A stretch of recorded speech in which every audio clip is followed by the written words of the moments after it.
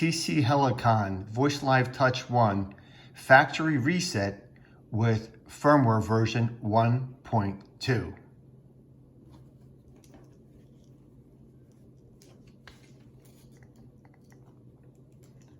While the Voicelive Touch 1 is starting up, toggle between the octave and the low button continuously while it starts up. And you will see factory initiation right here, knowing that it has been done.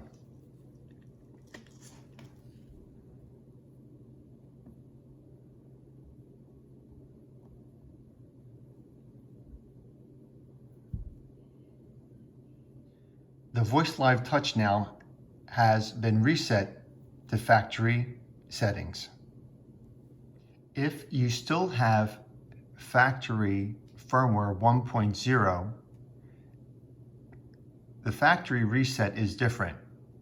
You would hold down the octave, the low, and the bass harmony buttons while the system starts up.